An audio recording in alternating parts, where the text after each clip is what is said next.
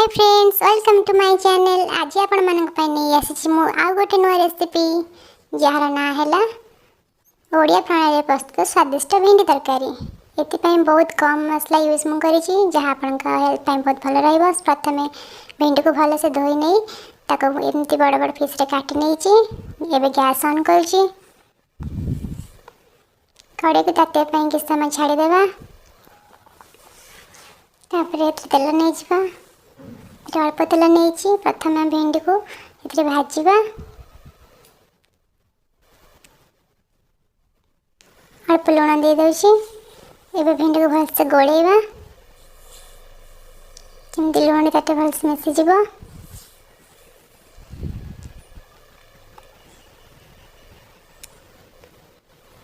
भिंडी को एमती गोले सारापर ढांकुणी देकी किसी समय गोड़े नवा।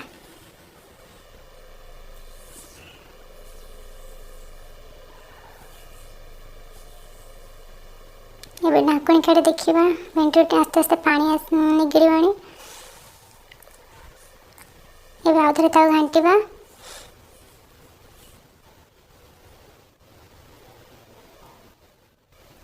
पुणी भल भाव घाटी तल उपर कर आउे ढाकुणी दे घोड़े नवा। एबे भिंडी तरकारी प्रस्तुत करने मु काटी नहीं दुईटी पियाज छोट छोट भाव में रसुण अदा को भलसे छड़े नहीं। एबे हम देखा भिंडी पानी सुखीगला आउटे खेल नवा।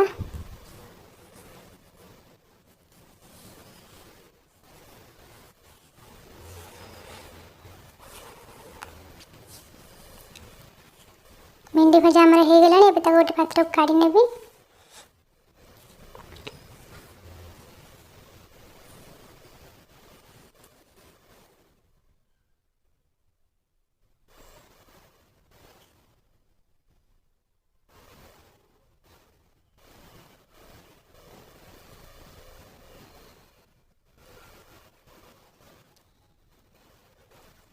वीडियो माध्यम आपण मानक गोटे अनुरोध करी आपण मानक जदि मो वीडियो भल लगुव तेज लाइक शेयर सब्सक्राइब करने को जमा भी भूलें कारण आपंकर गोटे गोटे सपोर्ट मत आगे बढ़ाई मोटिवेट करेगा। ये तरकारी प्रस्तुत करने कड़े मुझे तेल नहीं गली ये कटाई पियाज को पकई नौ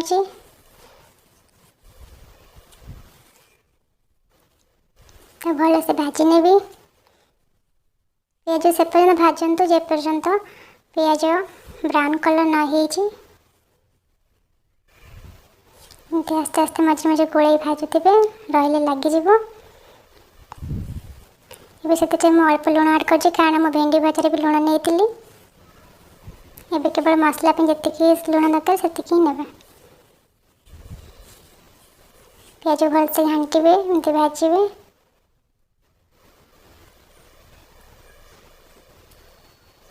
पियाज आमर मौली गला आउ कि समय भाजवा एमती 2 ରୁ 3 मिनट पर्यंत पियाज को एमती भलसे भाजवे। पियाज भजा आमर हो गला से जो अदा रसुण रखी छेची नहीं पकई अदा रसुण को पियाज सहित भलसे मिसई नवा। आ कि समय एमती भाजवा मिनिमम 1 मिनट पर्यंत। पियाज रसुण भलसे भाजी हो गले आम हल्दी ऐड कले किसी पानी नवा मसला कसाई भलसे घाटी नौ।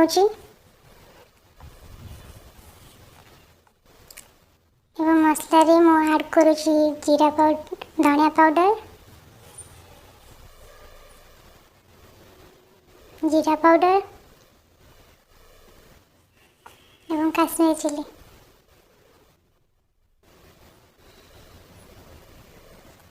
ये तो भलसे घाटी नेबी। ये मसला को भलसे घाटी नेबी मझे मझे एमती चलेबे मसला लगिज। मीडियम फ्लेम रे मसला को कसेबे।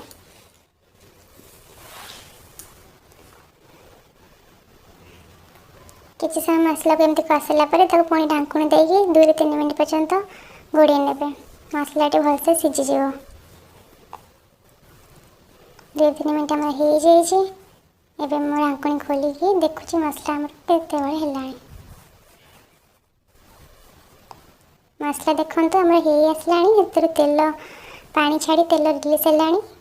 जब तेल मसला रिलीज हो तो आप जानवे कि मसला आमर हो आसला एमती आस्ते आस्ते कसतु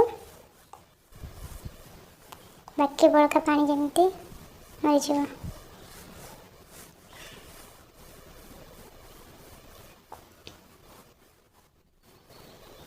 मसला आम भल भाव कषि हो गला 2-3 मिनट पर्यंत आप मसला को भलसे कसतु। आ मसला जिते कषा तरकारी आम से टेस्टी हम।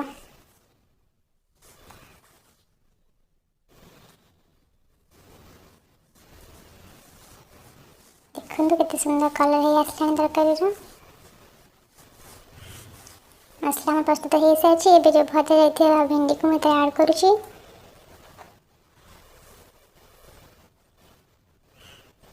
एपट सेपट कर मसला सहित मिसेब भलसे गोल ने भिंडी को मसला सहित। जमी भिंडी मसला सहित भलसे मिसीज समय एमती गोलैया आप जी झोल चाहते से अनुसार पानी ने मुझे 1 गिलास पानी नहीं पानी को ऐड करुँचे।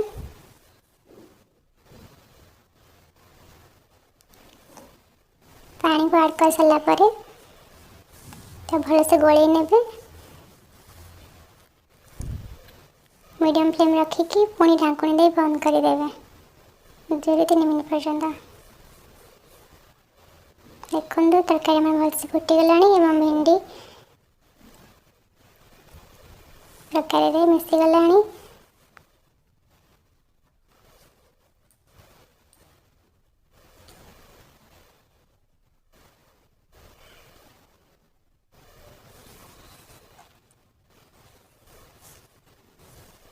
तरकारी आमर हो आसला एवं नहीं जा।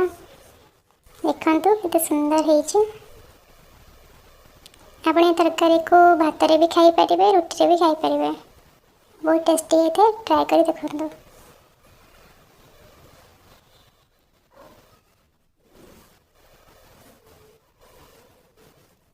तरकारी को मुझे गोटे पात्र को काढ़ी नेबी।